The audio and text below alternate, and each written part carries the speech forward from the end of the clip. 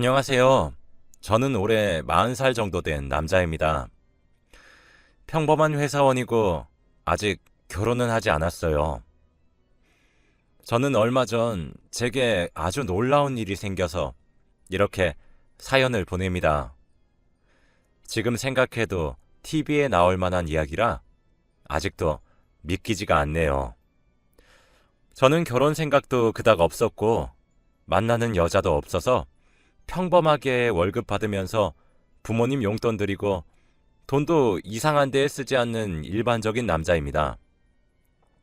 제가 회사에서 저희 부서 팀장이라 일이 많기도 하고 여자를 만날 틈이 없다 보니 벌써 이렇게까지 결혼이 미뤄진 것 같네요.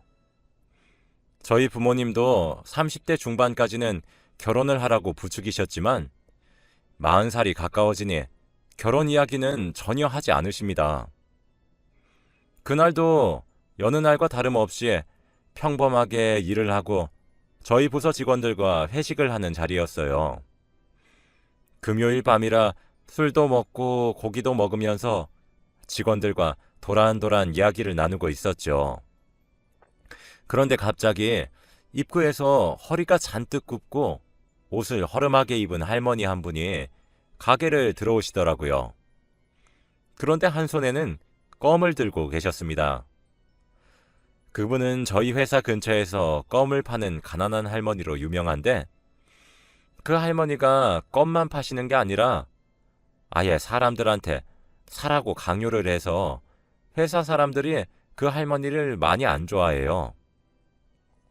저는 그 할머니와 한마디도 나눠본 적이 없지만 주위에서 들어보니 껌을 안 사면 살 때까지 안 간다고 하고 하나 사면 옆에 사람도 사라고 하라고 한다면서 처음에는 불쌍해서 몇 개 사줬는데 이제는 아예 사람을 이용하니까 사주기 싫어진다며 다들 그 할머니를 피합니다. 그 할머니는 저희가 회식을 하고 있던 가게로 껌들을 들고 들어오셨는데 할머니를 보자마자 저희 직원들은 그 할머니의 눈을 피했고 아예 모르는 척을 하더라고요. 저는 그 할머니를 말로만 들어봤지 실제로 뵌 건 처음이라 신기하기도 했지만 왠지 모르게 너무 불쌍해 보였습니다. 제대로 씻지도 않으신 것 같았고 추운 겨울이었는데 옷도 너무 얇고 허름하게 입으셨거든요. 돌아가신 할머니가 생각이 나서 차마 쉽게 무시할 수 없었어요. 그 할머니는 저희 직원들 한 명씩 어깨를 톡톡 치면서 껌을 사라고 했지만 많이 당해본 직원들은 아예 눈길조차 주지 않고 자기 할 얘기 하면서 제대로 무시했습니다.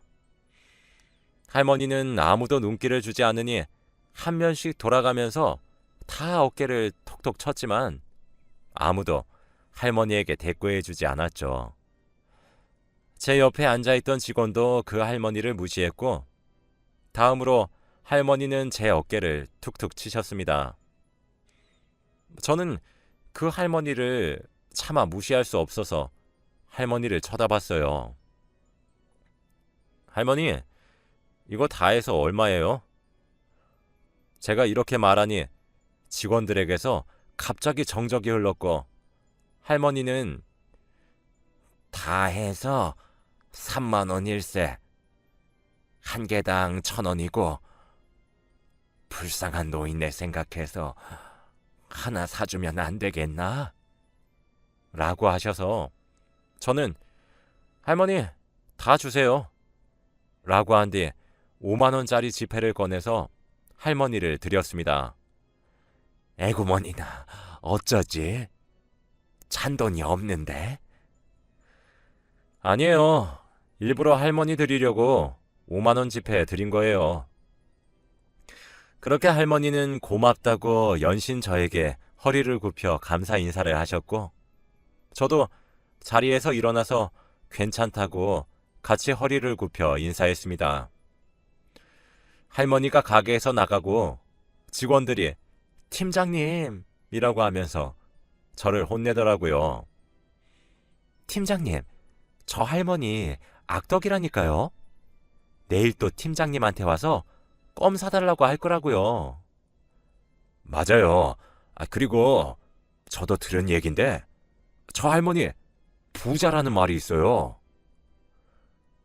아, 진짜요? 근데 저 할머니 정말 악덕인 게 저도 처음에 계속 샀다가 너무 도가 지나칠 정도로 부탁을 많이 하셔서 이젠 아예 무시해요. 저도 팀장님처럼 너무 안타까워서 처음엔 껌 다 샀단 말이에요. 직원들은 다들 할머니 이야기를 잔뜩 했고 저는 아무 말도 하지 않았습니다. 그 할머니에게서 돌아가신 저희 할머니의 얼굴이 보였고 돌아가시기 전 손주로서 제대로 효도 한번 해보지 못한 게 한이 되어서 아마 그 할머니의 껌을 다 샀던 것 같아요. 아무튼 저는 그날 회식이 끝나고 집으로 돌아왔습니다. 주말이 지나고 월요일 날 저는 여느 때와 다름없이 회사로 출근을 했어요. 저는 집이랑 회사가 가까워서 굳이 차를 타고 회사를 가지 않고 걸어서 가는데 그날 저희 회사 앞에 있는 편의점 밖에 그 할머니가 서 계시더라고요. 저는 그때 직원들이 말했던 한 번 사주면 계속 찾아와서 사달라고 한다. 이 말이 떠올라서 할머니가 사라진 뒤 지나가려고 했습니다.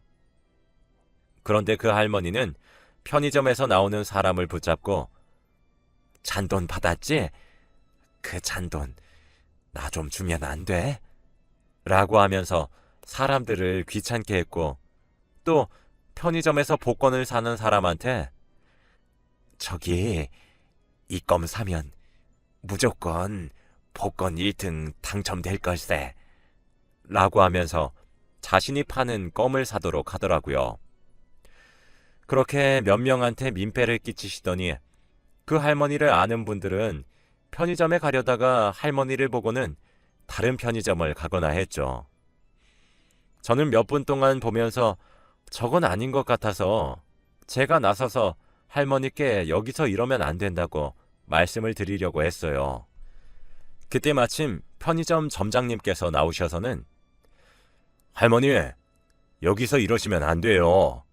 지금 할머니 때문에 놓친 손님이 몇 분이나 되는 줄 아세요? 제발 남의 영업장에서 행패 부리지 마시고 얼른 가세요. 제발 이 노인네 생각해서 껌 하나만 사주게. 그럼 나 절대 안 올게. 에? 할머니, 진짜 보자 하니까 경찰서 갈까요? 네? 아닐세. 신고는 하지 말아주게. 지금 갈게. 라고 하시면서 사라지셨습니다. 할머니는 편의점 점장이 경찰서에 신고한다고 하니 바로 짐을 챙기고는 자리를 뜨셨고 그때 저도 회사로 출근할 수 있었습니다. 저는 그날 일을 끝나고 퇴근을 하면서 회사를 지나가고 있었는데 회사 근처 레스토랑에서 익숙한 사람을 보았어요. 바로 껌을 파시는 할머니였는데요. 그런데 생김새가 달랐습니다. 레스토랑에 앉아 계시는 분은 진주 목걸이에 우아한 드레스를 입고 계셨고 앞에 한 어린 남자아이와 같이 스테이크를 칼로 썰고 계셨었거든요. 제가 아는 할머니는 얇고 허름한 옷과 냄새나는 몸 그리고 굽은 허리를 가지고 계시는데 레스토랑에 계신 분은 허리까지 곧게 뻗어 계셨고 생긴 것만 닮았지 옷과 액세서리는 전혀 그 할머니와 달랐습니다. 저는 그냥 닮은 사람이겠거니 하고 제가 잘못 본 줄 알았어요. 집에 와서 자기 전에 레스토랑에서 봤던 할머니의 얼굴과 껌을 파는 할머니의 얼굴을 번갈아 가면서 생각을 해봤는데 아무리 생각해도 똑같이 생겼고 쌍둥이라고 하기에는 부유한 사람과 가난한 사람의 차이가 너무나도 커서 도대체 어떻게 이해를 해야 하나 싶더라고요. 다음 날 출근을 했는데 회사 1층 로비에서 경비원 아저씨와 누군가 싸우고 있었습니다. 소리를 꽥꽥 지르면서 할머니, 여기서 이러시면 안 된다고요. 라고 하시며 경비 아저씨는 그 사람을 내쫓으려고 했고 그 사람은 절대 안 나가려고 안간힘을 쓰고 있었습니다. 그런데 경비 아저씨와 싸우고 있던 사람은 바로 껌을 팔던 할머니였어요. 평소와 같은 허름한 옷에 굽은 허리를 보고 레스토랑에서 본 사람은 제가 잘못 본 사람이라는 것을 깨달았죠. 절대 같을 수가 없었습니다. 저는 경비 아저씨를 말리고 아저씨, 제가 아는 사람이라서 제가 잘 타이를게요. 죄송해요. 라고 한 뒤에 할머니를 데리고 회사 건물 밖으로 나갔어요. 할머니, 이제 이거 그만하세요. 라고 했습니다. 아이고, 이게 내 돈줄인데 어떻게 그만할꼬? 우리 손주가 지금 많이 어려. 몸도 많이 아픈데 병원비는 없고 내가 껌 팔아서 한두 푼 모아서 우리 손주 수술시켜야요. 할머니, 딱한 사정은 알겠지만 여기 사시는 분들 다 저마다 사정 하나씩은 다 가지고 있다고요. 오늘도 제가 껌 다 살 테니 다신 저희 회사 오지 마세요. 저는 할머니에게 5만 원짜리 지폐 2장을 드리고 할머니가 손에 쥐고 계시던 껌박스를 다 가지고 회사로 들어가려고 등을 돌렸는데 갑자기 철푸덕 이 소리가 나는 겁니다. 저는 너무 놀라서 뒤를 돌아봤는데 할머니가 배를 부여잡고 쓰러졌더군요. 바로 119에 전화를 해서 구급차를 불렀고 할머니는 구급차 안에서 내내 아이고 배야, 아이고 나 죽네, 나 죽어 라면서 노래를 부르셨고 어느덧 병원에 도착했습니다. 제가 할머니에게 할머니, 보호자분 없어요? 자식들이나 며느리 없어요? 라고 했더니 아이고 나 그런 거 없네. 나 혼자니까 수술 필요 없네. 이거 아프다가 나중엔 괜찮아지니까 나 얼른 여기서 일으켜주게 라고 하면서 고집을 피우셨어요. 할머니는 휴대폰도 당연히 없으셨고 가족분들도 없다고 하시면서 나 가족 없네. 나 혼자 살아. 제발 나 좀 내보내주게 라고 하셨습니다. 그런데 간호사가 결국 보호자분을 알아내서 연락에 성공했는지 몇십 분 뒤 한 남자와 여자가 응급실로 뛰어오더라고요. 그 사람은 할머니의 아들분이라고 했습니다. 그런데 할머니의 후줄근한 복장과는 다르게 쫙 빼입은 양복과 반짝이는 구두를 신고 있었고 여자는 며느리라고 했는데 우아한 원피스를 입고 있더라고요. 그들은 한눈에 병원 사람들의 시선을 사로잡았고 그 사람들이 먼저 할머니의 보호자가 아니라고 했으면 못 알아볼 뻔했습니다. 할머니의 아들분이 어머니, 여기서 지금 뭐 하시는 거예요? 왜 집에 안 들어오시고 제발 저희 속 좀 썩이지 마세요 라고 했습니다.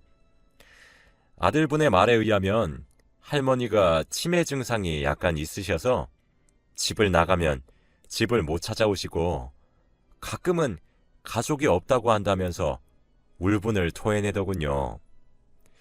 저는 할머니에게 그런 사연이 있는 줄 모르고 이때까지 있었던 모든 일들을 아들분에게 다 말했습니다. 그분은 제 손을 잡으면서 정말 감사합니다. 저희 불쌍한 어머니 평생 일만 하시고 사셔서 돈 버는 것밖에 모르세요. 정말 감사합니다. 생명의 은인이세요. 라고 했죠. 저는 한 것도 없는데 그렇게 울면서 감사하다고 하시니 뭐라고 해야 할지 모르겠더군요. 할머니는 집을 떠나서 밖에서 사시는 동안 상한 음식만 먹고 다니셔서 복통을 유발한 거였고, 그렇게 할머니는 가족분들과 집으로 돌아가셨습니다. 할머니는 가는 내내 저에게 내가 맨날 들고 다니던 검정 비닐봉지 자네 가지게 라고 하셨고, 치매 증상 때문에 가족을 알아보시지 못하는 건지 집으로 가는 건데도 그렇게 기분이 좋아 보이시지 않으셨습니다. 저는 병원에서 할머니의 소지품을 받고 회사로 돌아와서 일을 했어요. 할머니의 검정 비닐봉지 안에 뭐가 들었는지 볼 틈도 없이 오전 내내 병원에서 있다 보니 일이 많이 밀려 업무를 빨리 끝내는 데 급했습니다. 일에 너무 몰두하다 보니 금세 퇴근 시간이 되어 집으로 간 뒤 자기 전에 할머니 생각이 나서 검정 비닐봉지를 열어보았습니다.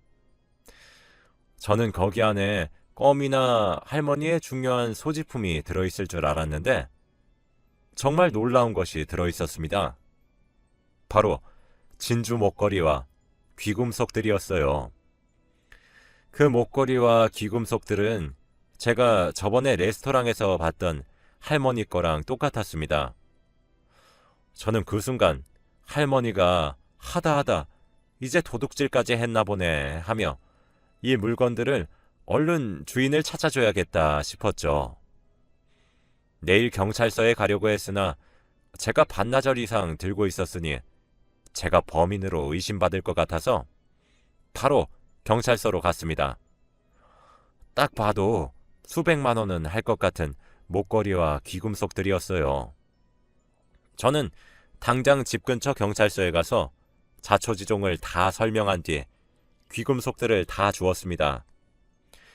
그렇게 몇 주가 흘렀고 기억에서 할머니가 사라져갈 쯤 저희 회사 앞에 익숙한 사람이 서 있었어요. 바로 그 할머니였는데 무언가 이상했습니다. 그때 그 레스토랑에 계시던 할머니였거든요. 옷도 똑같았어요. 저는 우선 모르는 사람이니까 옆을 지나갔는데 제 팔목을 턱 잡더군요. 그러더니 자네 나 좀 살려주게 라고 하면서 옷을 걷어 올리는데 팔에는 멍자국이 가득했습니다. 저는 너무 놀라서 입을 틀어 막았어요. 그 할머니는 저에게 우선 내 생김새가 좀 다르지? 이건 일단 나중에 설명하겠네. 자네 나 치매 아닐세. 제발 나 좀 도와주게. 이제 도망칠 데도 없어. 제발 나 아니어도 내 손주만이라도 제발 이라며 울어댔고 저는 할머니의 사정을 다 듣게 되었습니다. 알고 보니 할머니는 부잣집이었고 아들은 술만 마시면 사람이 괴물로 변한다고 했습니다. 치매도 거짓말이고 그냥 자기를 집에 데려다 놓기 위해서 아들이 저에게 한 거짓말이라고 했고 집을 나와서 이렇게 거짓골로 돌아다니면 아들이 못 찾을 줄 알았다고 하더라고요. 그때 그 레스토랑은 허름하게 입고 가면 손주가 부끄러워할까봐 옷만 갈아입은 거라고 했습니다. 신고도 해봤는데 아무도 노인네 말을 안 들어준다고 하더군요. 제발 마지막으로 살려주게.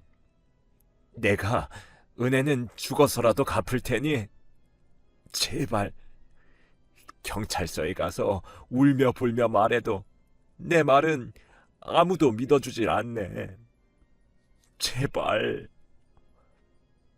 그럼 며느리분은 왜 신고를 안 한 거예요? 아들이 며느리가 신고하면 내 손주한테까지 피해가 갈 거라고 엄포를 놨거든. 내가 죽을 죄를 지었지. 우리 며느리한테 어떻게 그런 아들을 낳아서. 아이고. 그리고 지 아들 아픈데도 남자는 강하게 커야 한다나 뭐라나. 옛날에는 수술도 없었는데 잘만 살았다며 절대 아들 수술 안 시켜준다네.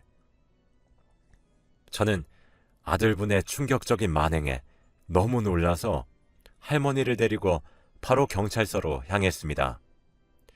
거기서 바로 신고 접수를 하고 얼마 뒤에 그 아들분이 연행이 되었죠. 그 사람은 놔, 다 필요 없어. 다 죽여버릴 거야. 라고 하면서 폭언을 내뱉었어요.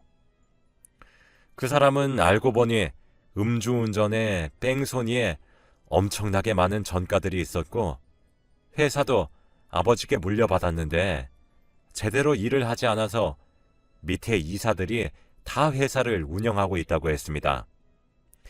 그 사람은 동네 사람들의 명백한 증거 때문에 감옥에 들어가게 되었고 할머니는 며느리와 손자 셋이서 살게 되었죠. 할머니는 제게 연신 고맙다면서 너무 고맙다며 생명의 은인이라고 했습니다. 나도 우리 아들 하나밖에 없어서 처음에는 이러다 말겠지 했네. 그런데 원래 착했던 애가 술만 먹으면 그렇게 변해가지고는 며느리에게 온갖 폐악질을 부리는 게 아니겠나. 너무 심해서 내가 그만하라고 하니 그때부터 그 불똥이 나한테 튀는겨. 우리 손주는 방구석에서 귀 막고 울고 있고 우리 손주 우는 걸 내 두 눈으로 보는데 정말 피눈물이 나는 것 같았어. 어릴 때부터 아빠 사랑 못 받고 자라서 아휴, 불쌍한 우리 손주. 아이고. 할머니는 신세한탄을 하시면서 펑펑 울었습니다. 자네 아니었으면 아마 나 이렇게 세상 떴을지도 몰라. 우리 손주 드디어 행복하게 살 수 있겠구려. 정말 고맙네. 라고 하셨어요.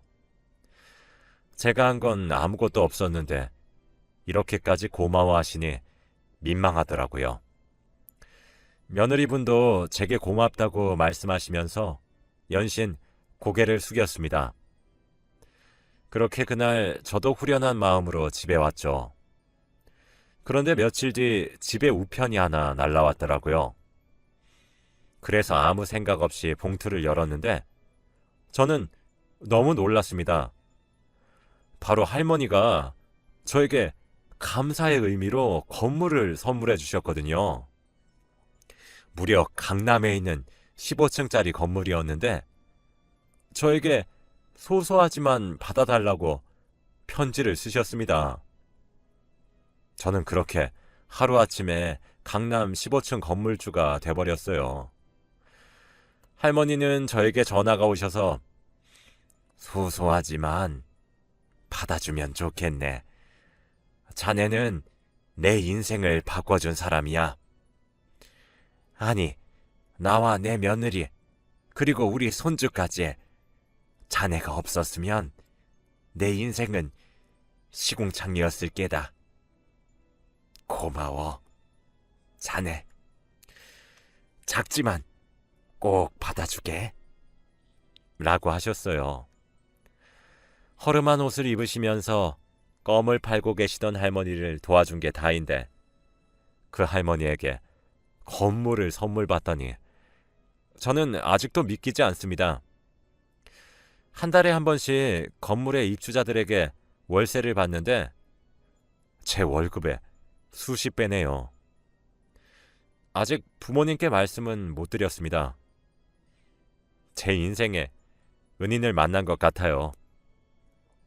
제 이야기는 여기까지예요.